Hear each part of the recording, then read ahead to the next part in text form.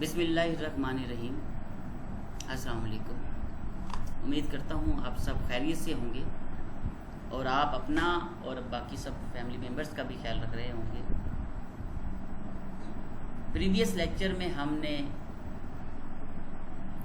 Village officer کے اوپر detail کے ساتھ بات کی تھی۔ آج ہمارا نیا ٹاپک ہوگا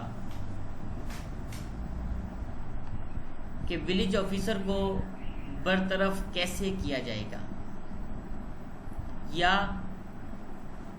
برطرف کیوں کیا جائے گا۔ پریویس لیکچر میں ہم نے ڈیٹیل کے ساتھ بتایا تھا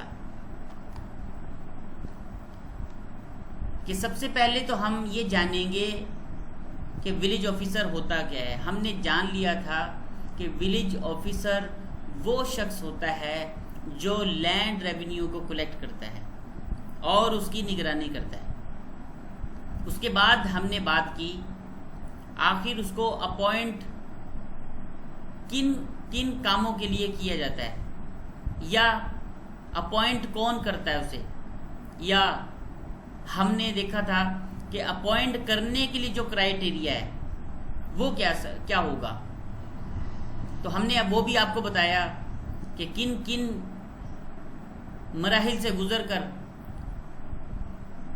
ایک ہیڈ مین کو اپوائنٹ کیا جاتا ہے، ان کے کرائیٹیریا کو سامنے رکھا جاتا ہے۔ وہ کرائیٹیریا کیا تھا وہ میں آپ کو پچھلی ویڈیو میں بتا چکا تھا کہ رول 17 کے تمام پوائنٹس کو سامنے رکھا جائے گا، جس میں وہ میں نے آپ کو بتایا تھا جدی حقوق ہیں، اس کی مینٹل کیپیسٹی ہے یا وغیرہ وغیرہ، جو بھی ہم مطلب اس سے ڈیٹیل کے ساتھ پہلے پڑھ چکے ہیں۔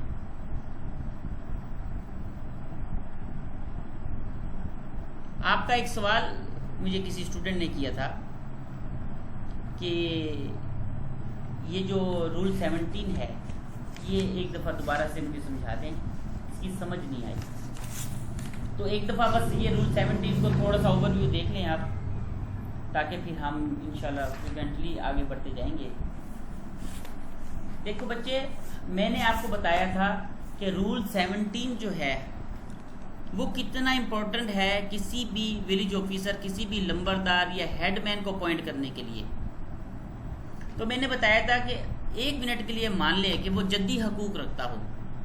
مثال کے طور پہ میں نے آپ کو بتایا تھا کہ کوئی ایک آدمی ہے جس کا والد صاحب بھی نمبردار تھا، آگے اس کا دادا، آپ کا مطلب اس کا دادا بھی نمبردار تھا، آگے پردادا بھی نمبردار تھا، مطلب جدی پشتی ان کے لڑی چلی آ رہی ہے نمبردار کے اوپر۔ تو اس بات کو اگنور نہیں کیا جائے گا، اس کو پریفرنس دی جا سکے گی، لیکن یہ جدی حقوق پر ہی منحصر نہیں ہوگا کہ بھئی جدی حقوق رکھتا ہے تو اس کو ڈائریکٹ اپوائنٹ کر لیا جائے، نہیں، پریفرنس مل سکتی ہے۔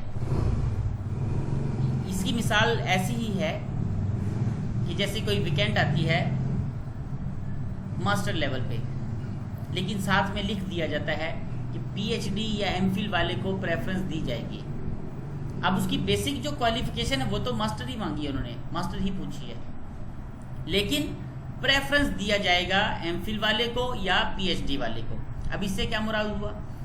اس سے مراد یہ ہوا کہ اگر اس سے کوئی زیادہ علم میں یا ایکسپیرینس میں یا میرٹ میں آتا ہے تو اس کو پریفرنس دی جائے گی۔ تو یہ ٹھیک اسی طرح ہے کہ اگر جدی حقوق تو رکھتا ہے، یہ تو ان کی بیسک ریکوائرمنٹ تھی، لیکن اگر جدی حقوق تو رکھتا ہے لیکن اس میں اگر وہ سزا یافتہ ہوگا، میں نے بات کی تھی کہ اگر وہ سزا یافتہ ہوگا یا جھوٹی گواہی دے چکا ہو اور وہ ثابت بھی ہوا ہو، ایسا نہیں ہے کہ جسٹ آپ اس کو یہ کلیم کر دیں جناب اس نے جھوٹی گواہی دی تھی فلاں فلاں ٹائم پہ، تو لہٰذا یہ تو ولیج آفیسر بن ہی نہیں سکتا۔ تو آپ کو ثابت کرنا پڑے گا کہ جھوٹی گواہی کب دی تھی اور کس طرح دی تھی۔ آپ کے پاس کوئی اسٹرانگ پروف ہونا چاہیے، یا جو کلیم آپ اس کے اوپر لگا رہے ہیں تو برڈن آف پروف تو آپ کے اوپر ہی ہوگا، تو وہ آپ کو ثابت کرنا ہے۔ اگر آیا وہ سزا یافتہ ہے تو وہ کیسے سزا یافتہ تھا، کس کیس میں ملوث تھا، آپ کو پوری ڈیٹیل کے ساتھ جسٹیفائی کرنا پڑے گا، اور اگر یہ ثابت ہو جائے گا تب جا کے آپ کلیم کر سکیں گے کہ یہ اہل نہیں ہے विलेज ऑफिसर बनने की। उसके बाद मैंने बताया था कि अगर सजा याफ्ता होगा या झूठी गवाही दे चुका होगा तो वो जद्दी हक का फ़ायदा उठाने का मजाज ना होगा। उसके बाद फिर मैंने आपको बताया था कि ज़रूरी है, ये बच्चे ने एक सवाल किया था मुझसे कि सर क्या ज़रूरी है कि जो नंबरदार अपॉइंट होगा उसकी ज़मीन भी मौजूद हो? तो हाँ बच्चे, ये नहायत ज़रूरी है। जिस गांव का वो रिहायशी होगा उस रिहाइश गाह में उसकी कम से कम इतनी जायदाद ज़रूर हो जितनी गवर्नमेंट उसको डिमांड करती है, मुतालबा करती है। और अगर अब उसकी ज़मीन ही नहीं है तब वो उसको अहल नहीं समझा जाएगा। ये एक शर्त है कि उम्मीदवार की जायदाद कम से कम उतनी ज़रूर हो जितनी हुकूमत मुतालबा करती है, यानी कि हुकूमती मुतालबे के मुताबिक उसकी ज़मीन का होना नहायत ज़रूरी है। और इसके साथ मैंने आपको एक केस लाज भी पेश किए थे जो गालिबन PLD 1964 थे, WP पेज 26 है, आप उसको भी जाकर वहाँ देख सकते हैं। और एक हवाला और दे देता हूँ ताकि आप इसको इजीली एसेस कर सकते हैं। PLD 1956 है, WP REV पेज 5, जिसमें बताया गया है कि नंबरदारी के ओहदा पर फायज होने के लिए ये ज़रूरी है कि उसी गांव में वो मकीनी अराजी मौजूद हो, और अगर ज़ाती अराजी मौजूद ना हो तो फिर ऐसे शख्स को नंबरदार मुकर्रर नहीं किया जा सकेगा। मैंने पहले भी आपको साइटेशन के साथ केस लाज के साथ बताया था, लेकिन चलें कोई बात नहीं, कुछ न्यू व्यूवर्स भी आ जाते हैं, कुछ नए स्टूडेंट्स भी आ जाते हैं, तो वो कोई मसला नहीं है। आप जब चाहे जिस तरह का चाहे क्वेश्चन उठा सकते हैं। टीचर का तो काम ही है कि आपको समझाना है, लेकिन असल में ये जो हमारी फील्ड है लॉ की, इसमें till the death student of law ही रहते हैं। इसमें हम ये नहीं कह सकते कि हम अब मुकम्मल वकील बन चुके हैं या बस अब हमारा पढ़ने पढ़ाने का काम कंप्लीट, अब हम फुल कंप्लीट वकील बन चुके हैं। तो बच्चों ऐसा कभी भी माइंड में नहीं लाना, ये फील्ड ही ऐसी है कि आपको टिल द डेथ पढ़ना पड़ता है, और टिल द डेथ इसमें न्यू से न्यू अमेंडमेंट्स आती रहती हैं। इसीलिए हम अपनी तालीम को मुकम्मल नहीं समझ सकते जब तक आप मुकम्मल तौर पर इसको वक्तन वक्तन पढ़ते ना रहें, स्टडी ना करते रहें। और ये तंजीली का भी एक बहुत बड़ा ज़रिया है, नाकामी का बहुत बड़ा ज़रिया है उन लोगों के लिए जो ये समझ बैठते हैं कि बस हमसे बड़ा कोई वकील नहीं है या हमसे बड़ा कोई इल्म में है ही नहीं है। देखिए, झुके हुए को ही फल लगा करता है। हमेशा जब भी किसी भी पेड़ को देखेंगे आप, जिसको फ्रूट होगा वो झुका हुआ होगा। और ये फील्ड है ही ऐसी कि आपको टिल द डेथ इसको साथ साथ वक्तन वक्तन पढ़ना पड़ता है। इल्म हासिल करो महज से लहद तक, तो ये महज से लहद तक का सफ़र हमेशा जारी रहता है। इल्म जो है वो कभी ख़त्म नहीं होता। इल्म में इजाफा हो सकता है, ठीक है, लेकिन इसको कंप्लीट आप नहीं समझ सकते कि अभी यह कंप्लीट इल्म है। इल्म का क्या है, इल्म तो बढ़ता जाता है और इजाफा होता रहेगा अगर आप इंटरेस्ट लेते जाएंगे। खैर, हमारा टॉपिक था कि रूल 17 मकसद था बढ़ाना। किसी बच्चे को अगर समझ नहीं है, मैं इसको दोबारा से रिवाइज़ कर देता हूँ। मैंने बताया था केस लाज भी पेश किए थे, उसके बाद फिर मैंने बताया था उसके फैमिलीज़ जो सर्विसेज हैं पर्सनल, उसको भी सामने रखा जाएगा, ये भी बता दिया था। फिर पर्सनल इन्फ्लुएंस है, ज़ाती तौर पर असर वसूख है, उसको भी सामने रखा जाएगा। फिर मैंने बताया था आपको कम्युनिटी स्ट्रेंथ है जो ताकत जमात की, उसको भी देखा जाएगा। और फिर दिफाई तरबियत अगर उसने ली है तो वो भी देखा जाएगा। सरकारी नौकर कभी नंबरदार नहीं बन सकता, ये मैंने आपको बताया था। सरकारी नंबर कभी भी नंबरदार नहीं बन सकता, लेकिन पटवारी जो है उसमें हर्ज नहीं है, वो उससे बन सकता है, क्योंकि पटवारी पूरे इलाके को अच्छे से जानता है, समझता है। तो अगर उसको बना दिया जाए तो कोई हर्ज नहीं है।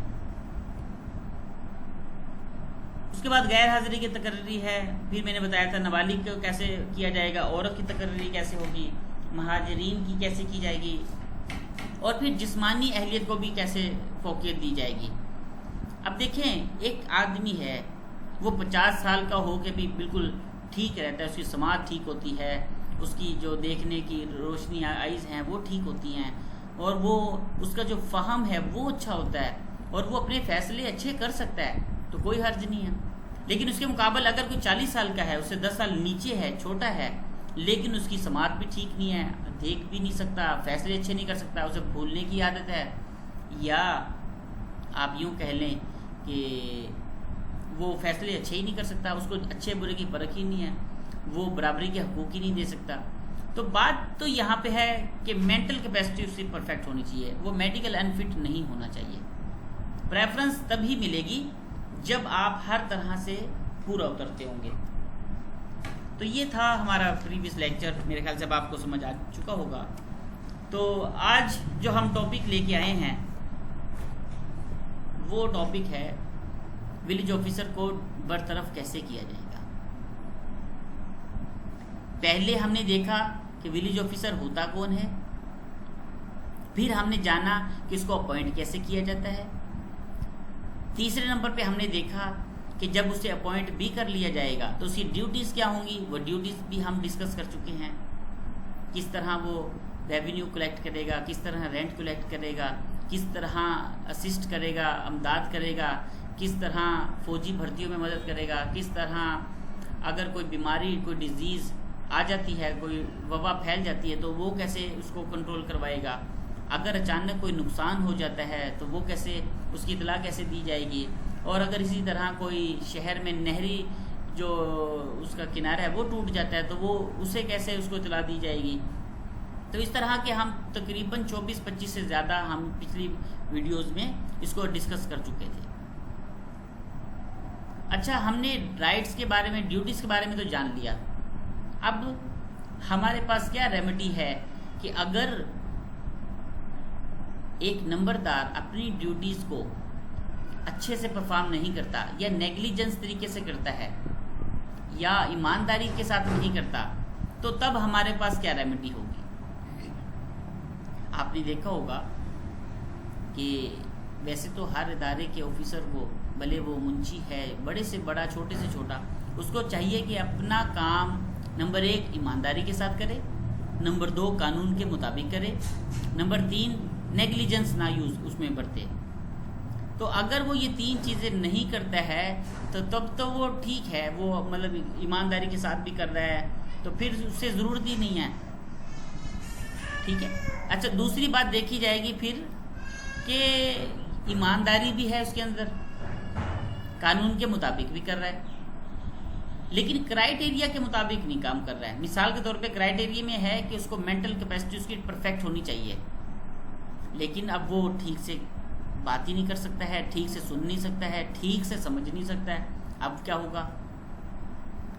یا میلا فائڈی طور پہ وہ خود بھی کام نہیں ٹھیک سے کرنا چاہتا، ہڈ حرام ہو جاتا ہے، کام کرنے سے نکارا رہتا ہے، بس بہانے ڈھونڈتا رہتا ہے، یہ اچھا جی کالا کرتے ہیں، پرسوں کرتے ہیں۔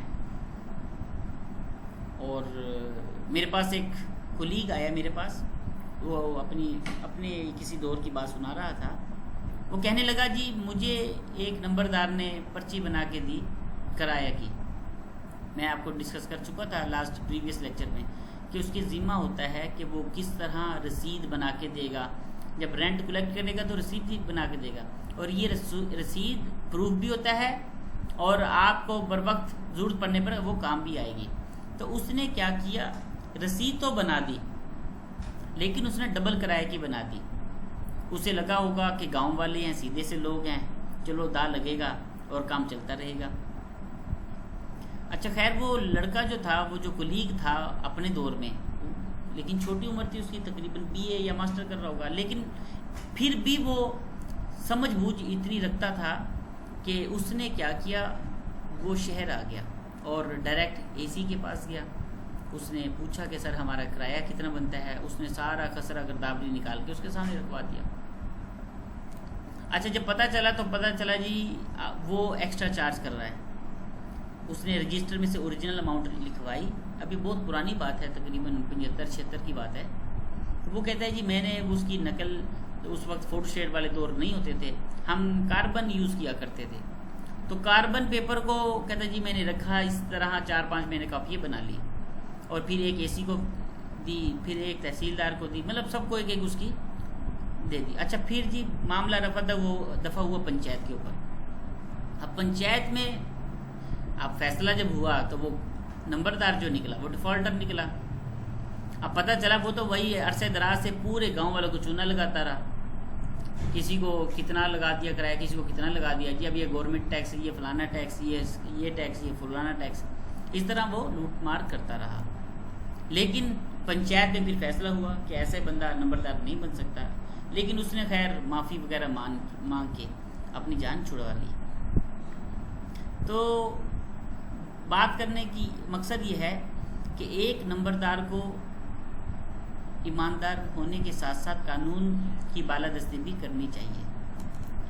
جو اس کے ذمہ فرائض ہیں اس کو خوش اسلوبی کے ساتھ اور احسن انداز میں اس کو پیش کیے جانے چاہیے.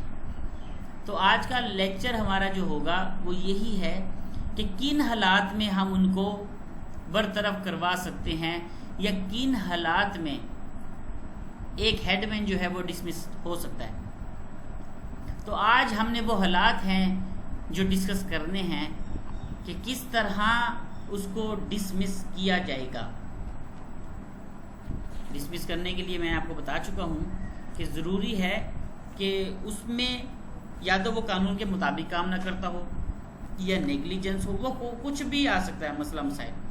آج وہ مسائل، وہ حالات ہم ڈسکس کریں گے جس کے بہا پر ہم اسے ڈسمس کر سکتے ہیں یا کروا سکتے ہیں.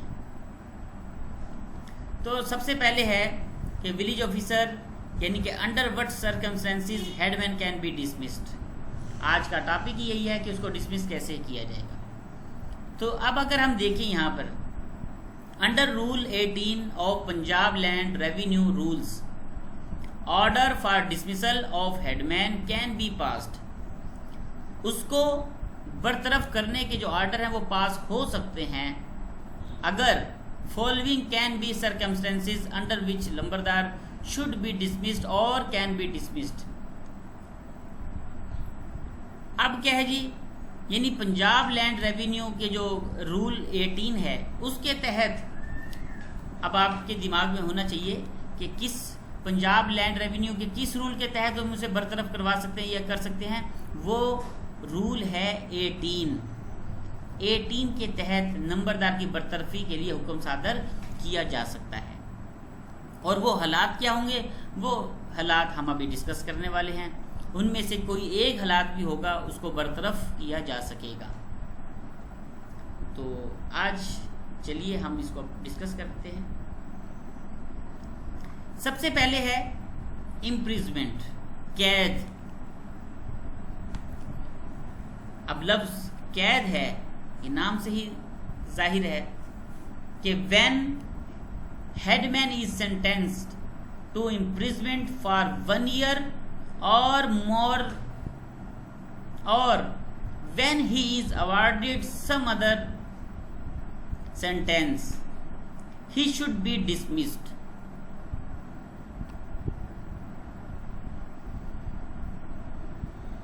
میں نے آپ کو بتایا کہ جب نمبردار کو 1 سال یا زائد کی قید کی سزا دی جاتی ہے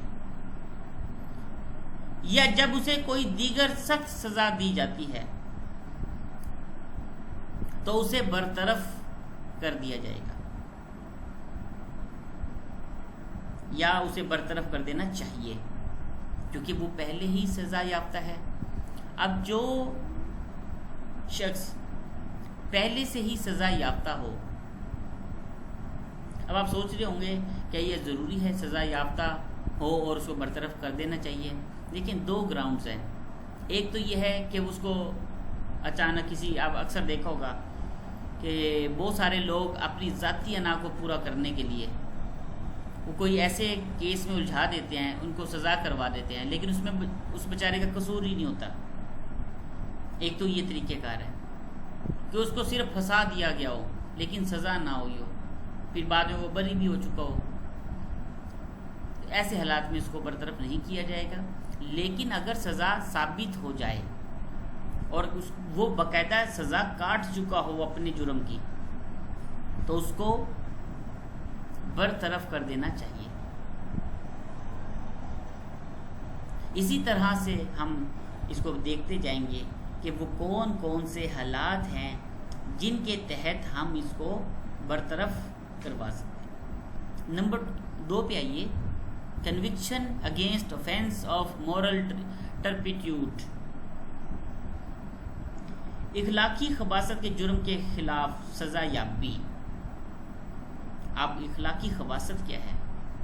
آپ نے دیکھا ہوگا کہ آپ ایک چھوٹا مزدور ہے یا گاؤں کا چھوٹے سے چھوٹا بندہ ہے، اب وہ اگر کام کے سلسلے میں کسی باہر جاتا ہے، پٹواری کے پاس، تحصیلدار کے پاس یا نائب تحصیلدار کے پاس، لیکن وہ سیدھے منہ بات ہی نہیں کر سکتے، پتہ نہیں ان کے خون میں شاید سیدھی بات کرنا نہیں لکھی۔ وہ کیا ہے جی، ایسے پڑھتے ہیں جیسے وہ، بس میں کیا بتاؤں آپ کو۔ تو اخلاق کا صحیح ہونا بہت ضروری ہے۔ آپ کو اگر سیٹ دے دی گئی ہے، اللہ تعالیٰ نے آپ کو چن لیا ہے، تو آپ فرعون نہ بنے، آپ اپنے فیصلے اچھے سے کیجئے، یہ جان کر، یہ سمجھ کر کہ اللہ نے آپ کو چن لیا ہے کہ آپ لوگوں کے لیے آسانیاں پیدا کریں گے، مسائل پیدا نہ کریں ان کے لیے۔ صرف چند پیسوں کی خاطر آپ ان کی راہ میں ایسے ایسے مسائل پیدا کر دیتے ہیں جس کی وجہ سے ان کو دوچار ہونا پڑتا ہے، لاچار ہونا پڑتا ہے۔ سب کچھ ہونے کے باوجود، مالک ہونے کے باوجود وہ پھر لاچار ہو جاتے ہیں۔ تو خدارا میری آپ لوگوں سے بھی درخواست ہے کہ آپ چند پیسوں کی خاطر یا ذاتی انا کی خاطر ایسا نہ کیا کریں۔ آپ کوئی سیدھا بندہ یا کوئی انسان اگر آپ کے پاس آ جاتا ہے تو آپ اس سے گائیڈ کر سکتے ہیں، اس میں کوئی حرج نہیں ہے کہ آپ اگر گائیڈ کریں گے تو آپ کی شان میں کوئی گستاخی ہو جائے گی، یا نعوذ باللہ آپ کو کوئی بہت بڑا رتبہ دے دیا گیا، اب آپ کوئی اس کی شان میں گستاخی، ایسے نہیں ہے۔ بڑا رتبہ دی ہے تو آپ بڑا ظرف بھی رکھیے، بڑا ظرف رکھیں گے تو اس سے آسانی پیدا ہوگی۔ خیر، اخلاقی خباثت کے جرم کے خلاف سزا یابی کیسی ہو سکتی ہے جی؟ کہ if لمبردار is convicted of offense of moral turpitude and is sentenced to imprisonment of not less than 6 months, he should be dismissed۔ یعنی اگر کوئی نمبردار کو اخلاقی خباثت کے جرم کی سزا دی جاتی ہے اور اسے کم از کم 6 ماہ کی قید کی سزا سنائی جاتی ہے تو اسے برطرف کر دینا چاہیے۔ آپ نے دیکھا ہوگا کہ وہ جی سیدھے منہ بات ہی نہیں کرتا ہے۔ اچھا جی، بندے پریشان ہیں، اب کیا کریں جی؟ سر وہ تو سیدھے منہ ہی بات نہیں کرتا، تو پھر اگر اسے سزا ہو جاتی ہے تو پھر اسے برطرف کر دینا چاہیے۔ لیکن ہم بحیثیت ایک اسٹوڈنٹ آف لا، بحیثیت ایک وکیل، ہم قانون سے، ہم حکومت وقت سے اس میں امینڈمنٹ چاہتے ہیں کہ کوئی ایسا قانون بنا دیا جائے کہ یہ جو جدی حقوق، جو اس کو پریفرنس تو دیں آپ، لیکن ایک کرائیٹیریا سیٹ کر دیں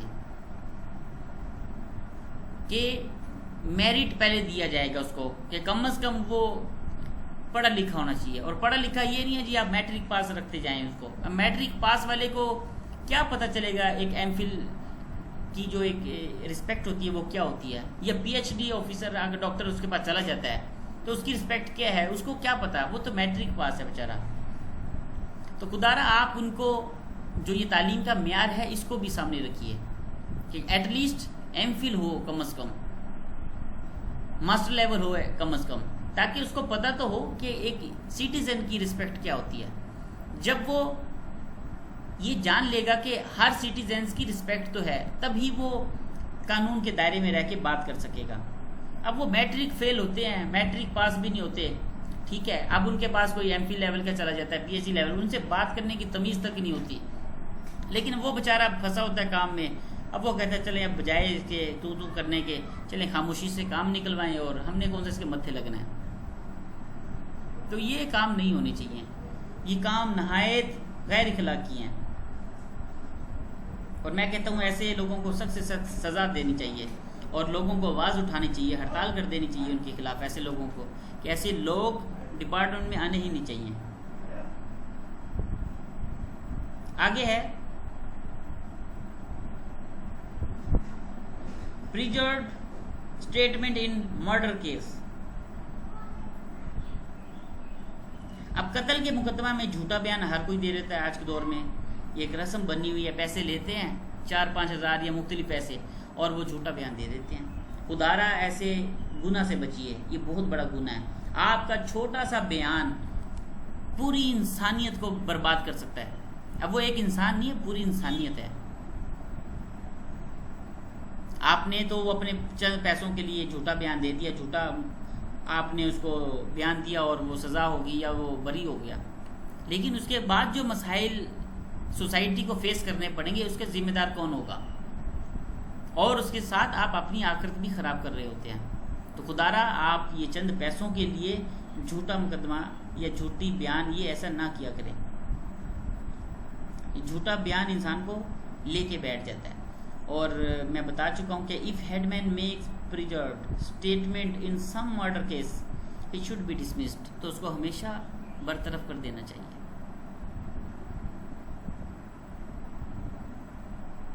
وہ چھوٹا سا واقعہ یاد آ گیا مجھے، میں آپ سے شیئر کرنا چاہوں گا۔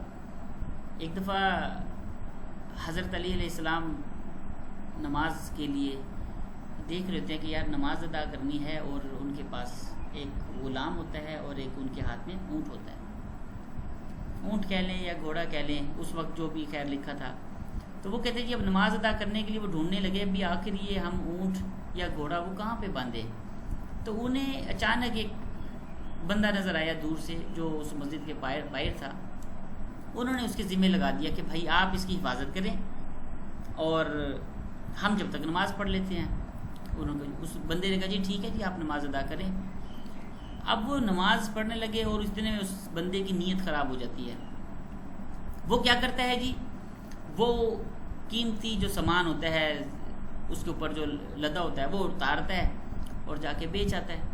اچھا وہ سپوز 2 ریال یا 2 درہم یا اس وقت جو شرفی یا جو کرنسی تھی اس میں وہ بیچ دیتا ہے اور وہ پیسے لے کے گھر چلا جاتا ہے۔ اسی دوران حضرت علی بھی دل میں سوچ رہے ہوتے ہیں نماز کے بعد کہ یار اس بندے نے ہماری مدد تو کی ہے، چلیں آج اس کو انعام کے طور پر 2 درہم دے دیے جائیں گے تاکہ وہ بھی خوش ہو جائے گا۔ اب دیکھیں 2 درہم اس نے لینے تھے سیدھے طریقے سے، حلال طریقے سے، جو اس کو بطور انعام دیا جانا تھا، اس کے اوپر کوئی گناہ نہیں ہوتا، کوئی اس کے اوپر سوال جواب نہیں ہونے تھے، لیکن اب اس نے وہ 2 درہم گناہ کر کے چوری کر کے وہ کما لیے، اپنی کمائی کو حرام طریقے سے لے لیا۔ تو یہ 2 طریقے ہیں اب آپ کے پاس بھی۔ رزق تو اللہ نے آپ کا لکھ دیا ہے، اب فیصلہ آپ نے کرنا ہے وہ رزق آپ نے حلال طریقے سے حاصل کرنا ہے یا حرام طریقے سے۔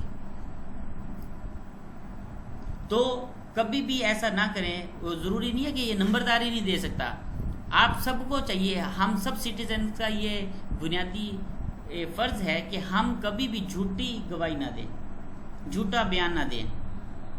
تو اگر کوئی جھوٹا بیان دے گا یہ سزا تو ہے ہی ہے، دنیا میں آخرت میں بھی اس کی بہت بڑی سزا ہے۔ تو خدارا آپ اس طرح کی سزا سے، اس طرح کے گناہ سے بچیے۔ اب ہم نیکسٹ پوائنٹ کے اوپر آتے ہیں، کنوکشن انڈر اوپیم ایکٹ۔ یہ افیون ایکٹ جو ہے، افیون آپ نے نام سنا ہوگا، افیون بہت سارے لوگ جانتے ہوں گے اس کے بارے میں۔ تو کیا ہے جی، when lambardar is convicted under opium act, افیون ایکٹ ہے جو، ہی شوڈ بی ڈسمسڈ۔ اگر افیون کے تحت اس کو سزا دے دی جائے تو اس کو برطرف کر دینا چاہیے۔